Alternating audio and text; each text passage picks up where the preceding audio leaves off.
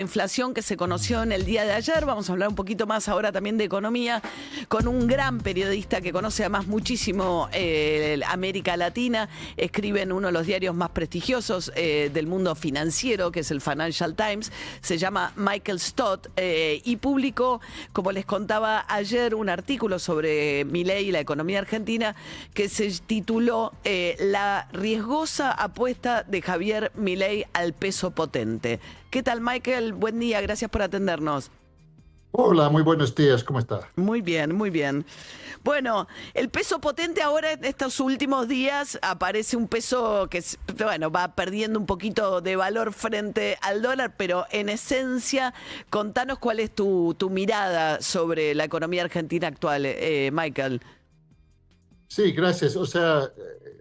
Pensé que era un buen momento para alertar un poco sobre el riesgo del peso potente y podría parecer un momento extraño para hacerlo cuando el peso ha perdido un poco de valor, pero sigue siendo el caso que el peso está muchísimo más fuerte de lo que estaba antes del inicio de Javier Milei en la presidencia y por lo tanto ese peso sobrevaluado es algo que está influyendo toda la política económica hasta un grado que varios dirían que es exagerado en este momento. O sea, está todo supeditado a la necesidad de bajar la inflación y eso implica una tasa de cambio muy sobrevaluada que está teniendo muchos otros efectos nocivos sobre la economía.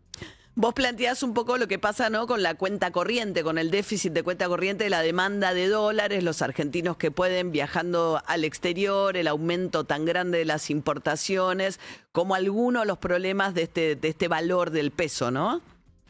Exactamente, sí. O sea, yo vivo en Río de Janeiro, ahí vimos un auge enorme en el turismo argentino que es simbólico de ese peso fuerte, ¿no? O sea, el balance del turismo se ha vuelto fuertemente negativo con la salida de muchos argentinos y una caída muy drástica en la entrada de turistas a Argentina.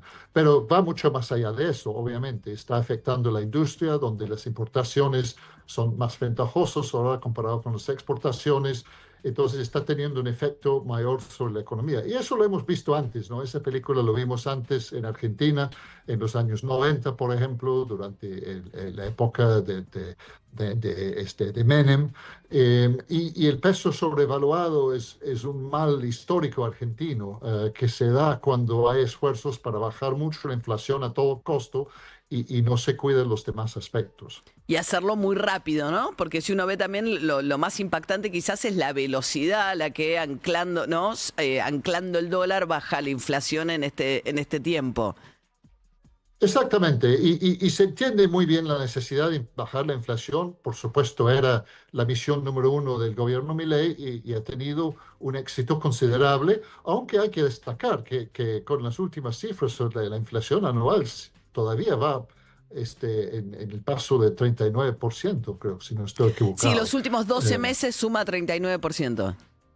Exactamente. Y bueno, el dólar obviamente no ha subido para nada 39%. Entonces, ese proceso de revaluación continúa y sigue hacia Ujú. adelante. Entonces, ahí es el peligro que vemos un poco para la economía. Y hay que destacar al mismo tiempo un hecho que las inversiones hasta ahora fuera del sector minero y petrolero no están llegando. O sea, los empresarios no están abriendo sus billeteras. Están contentos, dicen que les encanta el gobierno, pero no están invirtiendo de una manera fuerte en la economía real.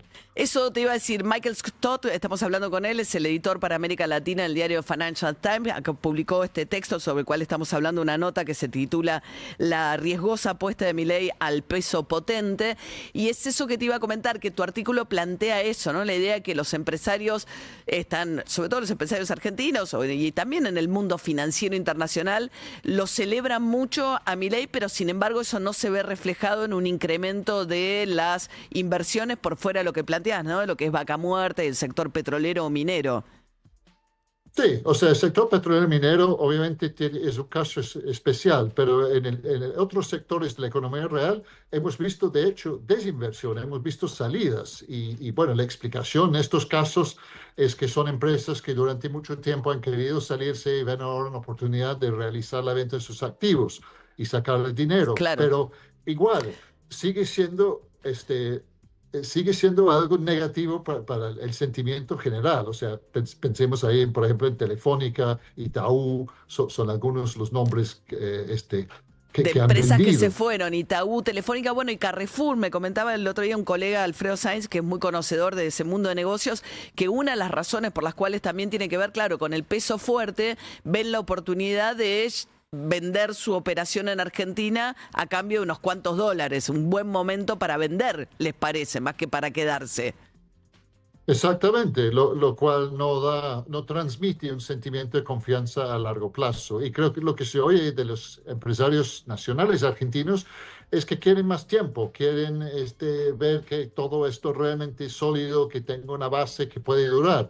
Ahí viene el problema, que no es un problema del gobierno, que es el problema del ciclo político argentino, ¿no? Que es un ciclo a 2 años, de 2 años en 2 años. Entonces tenemos ahora las elecciones de mitad de mandato del Congreso, pero uno puede imaginarse muy fácilmente que incluso si el gobierno le va bien en esas elecciones, los inversionistas van a decir enseguida, bueno, hay que ver qué pasa en las presidenciales en otros 2 años, a ver si se reelige.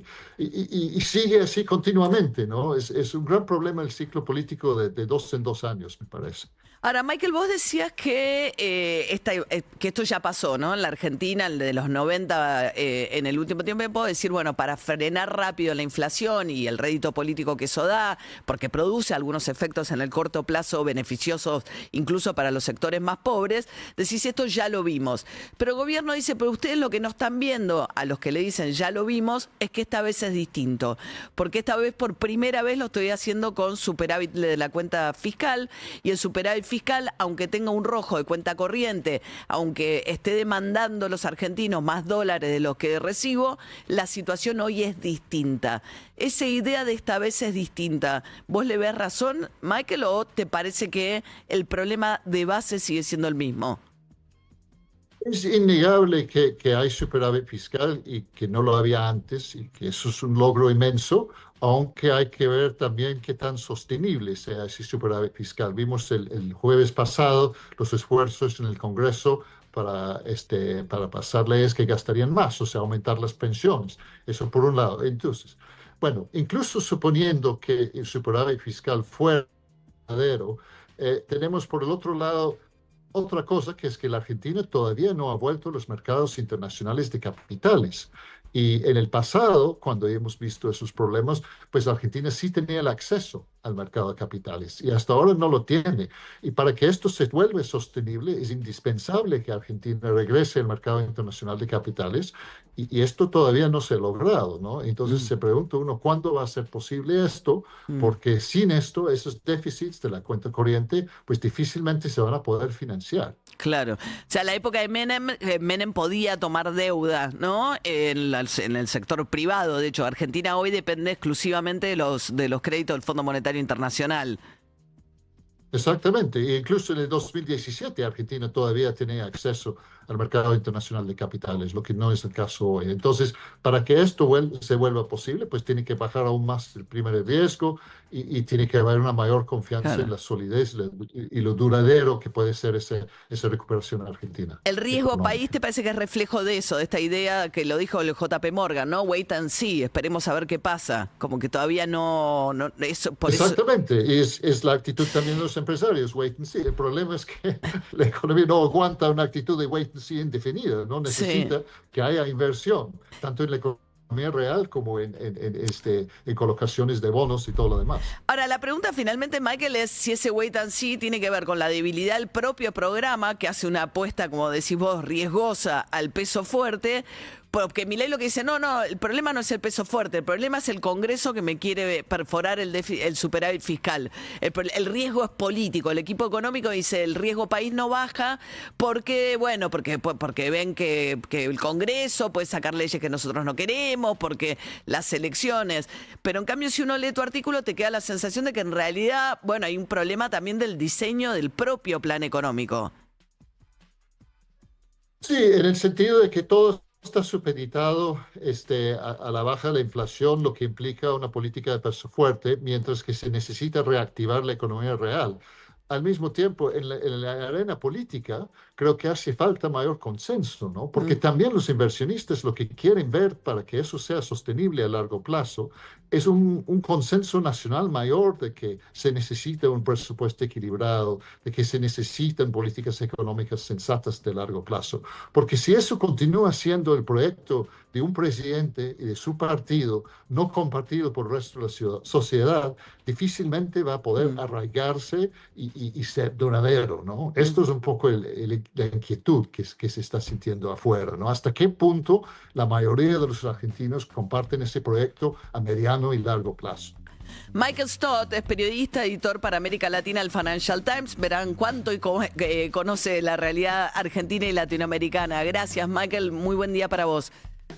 Bueno, gracias a ustedes. Hasta luego. 7:46 de la mañana. Si estás pensando en organizar un evento, Marina Becher se encarga de todo con su catering estilo finger food. Te llegan a tu casa en box perfectamente rotulados y presentados. Tienen